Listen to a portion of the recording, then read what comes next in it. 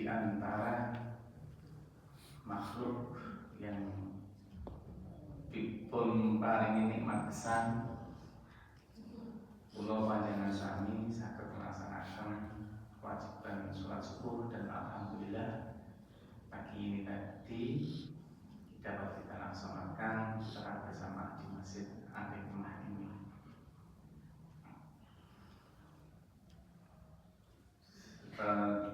Di awal sejarah Islam pernah terjadi Rasulullah Muhammad SAW rindu akan turunnya wahyu yang biasanya di awal itu 1 bulan ada wahyu, ada surat, ada datang lagi di satu momen terjadi 1 bulan tidak turun, 2 bulan tidak turun, bahkan sampai 6 bulan tidak turun wahyu. Momen tersebut digunakan oleh orang kafir menyerang menghidupkan Nabi. Sekarang Muhammad sudah ditinggalkan oleh Tuhannya, dan di 6 bulan itulah berakhir ketika turun 2 surat sekaligus, yang mana surat itu tadi kita baca di rakaat pertama dan rakaat kedua, surat Al-Duha dan surat Al-Insyirah. Di awal surat Duha, di awal ayat disampaikan wal duha, wa yang biasanya bermakna dan, wa.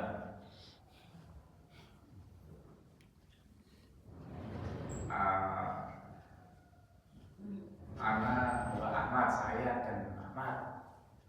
Tetapi ketika wa ini bersambung dengan waktu, maka wawunya adalah wawu qasam, wawu sumpah. Wa duha, duha itu apa? Duha itu kan permengan rega sering ingin jedul gitu, anget-angetnya enaknya enggak. Kias sebagai sebuah kenikmatan, keadaan suka yang nengke. Esok-esok gede nonton ini, nonton sering ingin melakukan bahkan coba jedul gitu, jedul. Itu metu jadi didik enak banget, enak vitamin D wonten, angkat nggih enak. Jadi duha keadaan dikiaskan sebagai keadaan yang menyenangkan. Walaili, dan demi demi nilai malam. Malam kita meskipun petang niku teh sampun sambungan hidayah sampun dedet banget petangnya. Kita bayangkan, kita kalau kiaskan, kita analogikan lagi, wis tahun bulan mati listrik, mangsane peteng jan geragap-geragap tenang. Sing mripate kita mati tetep anane peteng kan peteng. Suatu pelajar sing budak ngene peteng itu budak kayak jadi kayak budak, keadaan yang menyedihkan. Nah, pelajaran dari awal ayat ini, awal ayat di surat Duha ini adalah kita selalu untuk berusaha mendekatkan diri kepada Allah Subhanahu wa Ta'ala. Orang yang mendekatkan diri kepada Allah di saat senang, pernah ada, maupun di saat peteng gedut, sujud membingungkan, sedih, itu selalu mendekat dengan Allah Subhanahu wa taala. Ini pelajaran dari awal ayat surat Tuhan. Keadaan suka duka munggah medun ningkahna itu tidak akan berpengaruh, karena keadaan yang paling tinggi dan menyenangkan itu adalah dekat dengan Allah Subhanahu wa taala.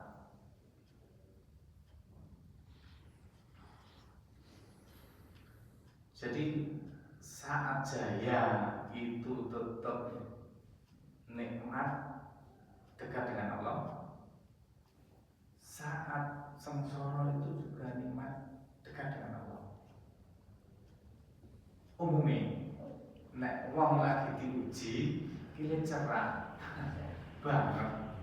Nanti masalah, dan ngoyak Gusti Allah yo dengan tahajudnya, dengan ibadah-ibadah lainnya, buka bulan dan sebagainya, serta akan ketaatan yang itu ending.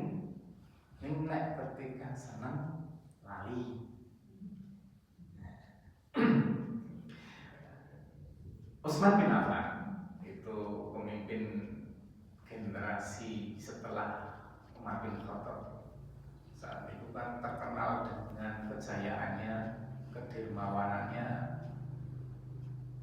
Itu saja taatnya, cintanya tahajud, cintanya baca Al-Quran. Bahkan Utsman ini ketika menjadi pemimpin ada pendapat politik yang tidak setuju dari pemerintah, itu kan diserang pemerintah, itu rumahnya diserang. Dan Utsman ketika diserang itu sedang membaca Al-Quran di ruangannya, bahkan Qurannya terbasahi oleh darah. Utsman ada mungkin mushaf Utsmani. Jadi Utsman itu yang dulu kan Al-Quran tidak terkodifikasi, tidak terbukukan, itu karyanya diantaranya ada Al-Quran yang sampai dengan saat ini terkodifikasi, terbukukan, tercetak. Di masa itu saja masih upaya ikhtiari mencari bekal akhirat itu luar biasa mencarinya. Ini yang perlu diantaranya jika kita contoh. Nah, dikembalikan kepada kita semua, pernahkah kita merasakan nikmat dekat dengan Allah itu?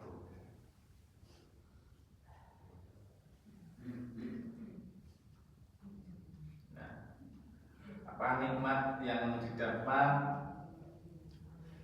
Kita itu sih seneng, mungkin momennya ditulasan oleh doorpress, ini karena ada sebagian oleh doorpress bangane maca Fatihah katanya. Seneng oleh doorpress maca ini lah, seneng oleh doorpress mungkin sebagai kita nanti lebih mengarah bahwa kita lebih suka, lebih senang, lebih puas untuk melaksanakan amalan-amalan ibadah yang banyak sekali macam dan beragamnya di Islam. Dan kita patut untuk bersyukur kepada Allah, kita masih dititipkan nikmat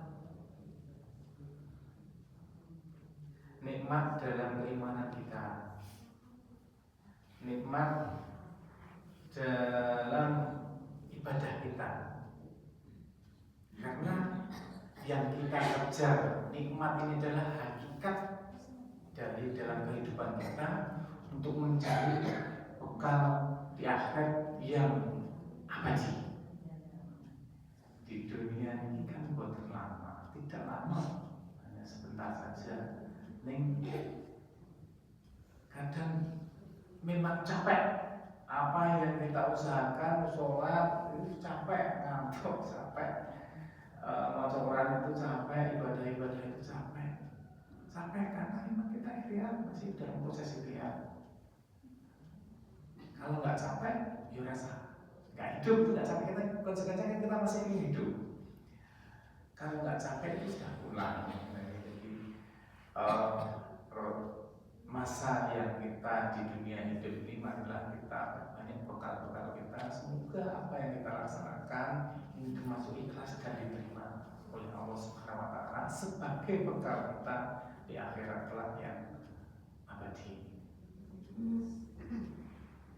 Poin yang didapat di awal surat ini tadi Duha adalah dekat dengan Allah dalam syukur, ketika senang tidak menjauhi Allah, ketika susah tidak berpengaruh akan kedekatan kita pada Allah Subhanahu Wa Taala. Poin yang selanjutnya di ayat 4 surat Duha, walal akhiratu khairul laka minal ula. Yakinkan di akhirat nanti akan lebih baik dari saat ini. Ini sing janji itu sekarang sumpah itu sudah Allah mau buat. Walal akhiratu, jadi akhirat itu nanti akan lebih baik dari di dunia ini. Moga-moga capek kita, lelah kita ini akan membawa kesabaran kita, keikhlasan kita nanti yang di dunia ini yang capek ini akan tergantikan di akhirat nanti sebagai kenikmatan kita. Intinya semua itu adalah ikhlas, dan apa yang kita laksanakan itu ikhlas. Sholat ikhlas, sebagian dari ibadah. Hal-hal rutinitas sehari kita mimik mengunjul bakal itu ibadah. Kebutuhan fisik memang minum itu, tapi diawali dengan basmalah sebagai ibadah. Wong tua atau anak itu diniati sebagai ibadah. Pernah kita rasakan kan ketika kita mau delare misalipun wis saya jane awan kerja bengi krengak-krengi sedaya kesel tenan iki wis bapakmu dipakaian kesel tenan itu rewel wae sampai simbahe saya itu biasa itu cilik ya terus pas rada rewel kan sampai bangun ini itu ini tayangan ini bagaimana orang tua ini bagian kalau kita masih di posisi itu, mari kita ikhlaskan ini adalah bagian ibadah kita yang atas amanah kita.